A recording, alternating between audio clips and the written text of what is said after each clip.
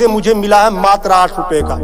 कितना % कमीशन आप खा रहे हो, ये ऐसा क्यों है, इस पे भी चर्चा होती है। ये देखिए IV सेट है, जिसके माध्यम से ग्लूकोज ब्लड वगैरह चढ़ता है शरीर में, इसे कहते हैं IV सेट। इस पे जो MRP लिखी हुई है वो 198, और यहाँ आप देख सकते हैं 198 रुपए की ये IV सेट मुझे पड़ी है मात्र 12 रुपए की। फिक्स्टर वीगो सेट लगाने के बाद जो उस पर टेप लगाया जाता है, यह मुझे पड़ी है 6 से 7 रुपए की, और इस पे MRP 71 रुपया 50 पैसा। यहाँ भी आप देखा, मैं इसलिए आपके बीच आया हूँ। इसी प्रकार से बहुत सारे हजारों 2-3 हजार दवाएं ऐसी हैं जो 100 रुपए की दवा है 3000 की बिकती है। बाइकिल धागा जब आपका ऑपरेशन होता है, जिससे आपका सिला जाता है, वह 150 रुपए का आता है, उसकी MRP 1045 रुपया आप यहाँ देख सकते हैं। उसी प्रकार से लंग एक्सरसाइजर 150 रुपए का आता है, जिसका प्रिंट रेट है 690 रुपया। बुखार में जो पैरासीटामॉल की जो बोतल आती छोटी सी, वो 50 रुपए की आती है, और उसकी MRP यहाँ आप देखें MRP 522 रुपया है। कमर की बेल्ट जो 100 रुपए की आती है, उसे 500, 600, 700 रुपया प्रिंट। और तो और जब किसी की हड्डी टूटती है तो जो राड पड़ता है, राड अधिकतम रेट राड का 500 से लेके 1500 रुपया तक है। अलग अलग वैरायटी है, 500 से 15 तक, लेकिन आपको 5000 से 20,000 रुपया 25,000 रुपया चार्ज किया जाता है। आपके दिमाग में आ रहा होगा कि अरे भाई डॉक्टर लगा रहे हैं, तो देखिए डॉक्टर जब आप अस्पताल में भर्ती होते हैं तो बेड चार्ज अलग, नर्सिंग चार्ज अलग, जांच की फीसें अलग, वो सब चीजें करने के बाद 1500 रुपए की चीज खरीद कर आप 20-20,000 का बेच रहे हो। तब मैं आपके बीच कहने आया हूं कि साथियों, उसी प्रकार से बहुत सारी दवाई हैं। 100 रुपए की दवा, एक दवा में देखा, ला नहीं पाया उसको, 100 रुपए की दवा, उसकी MRP 2000 रुपया लिखी हुई। हजारों दवाइयां हैं आपके साथ, आपको लूटने का काम कर रहा है। मुद्दा ये नहीं है कि इस पे 305 का प्रिंट छपा हुआ है।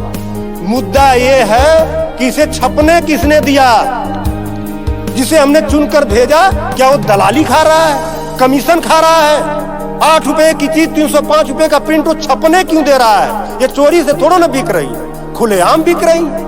तो ये जिम्मेदारी सरकार की है। इसीलिए मैं कह रहा हूं कि आइए, और ये मुद्दा किसी सपा, भाजपा, कांग्रेस, किसी नेता का थोड़ा ना है, ये भारत के 140 करोड़ जनता से जुड़ा हुआ मुद्दा है। आपको आगे आना होगा, और आगे आने के लिए आपको इस वीडियो को अधिक से अधिक शेयर करवाना होगा, अधिक से अधिक लोगों को बताना होगा। इसलिए नहीं कि मेरा ये प्रचार हो जाएगा, ऐसा कुछ नहीं है। इस मुहिम को जब ये वीडियो शेयर होंगे, सोशल मीडिया एक ऐसा प्लेटफॉर्म है जिससे सरकारें हिल जाती हैं। आज मैं इस चीज को लेकर आया हूं, ये जनता से जुड़ा हुआ मुद्दा है। जब आप मेरी इस बात को, जनता की आवाज को अपने इलेक्ट्रॉनिक गैजेट्स के माध्यम से आगे बढ़ाने का काम करेंगे, निश्चित रूप से सरकारें डरेंगी। और मैं तो कहता हूं, सरकारों को जनता से डरना चाहिए, जनता को सरकारों से नहीं डरना चाहिए। तब मैं आपके बीच कहने आया हूं कि आइए मेरे इस मुहिम को आगे बढ़ाएं। कि बात 305 रुपए की नहीं है, बात उस गरीब की है, उस रिक्शा चालक की है जो दिन भर में 450 से लेकर 500 तक की मजदूरी पाता है। अगर उसकी तबीयत खराब हुई, वो बेहोश हो गया, उसके घर वाले किसी उसको अस्पताल लेकर जाते हैं, तो 305 रुपया वो अस्पताल केवल वीगो का चार्ज कर लेगा, फिक्स्टर का 71 रुपया चार्ज कर लेगा, और IV सेट का चार्ज कर लेगा। ये सब मिला के 600-700 रुपया हो गया। यानी उसकी 1.5 दिन की दिहाड़ी में अभी तो ग्लूकोज लगा ही नहीं, दवा कोई उसने खाया ही नहीं, बेड का चार्ज हमने बताया नहीं, अस्पताल का चार्ज हमने बताया नहीं। 1.5 दिन की दिहाड़ी उसकी केवल इस 3 आइटम से चली गई। आगे की दवा कहां से आएगी? तब उसका बाप खेत बेचेगा, उसकी बीबी गहना बेचेगी। इस तरह का लूट खसोट। और मैं तो कहता हूं, शर्म करो ऐसा करने वाले लोगों। 8 रुपए की चीज 305 की बेचते हो।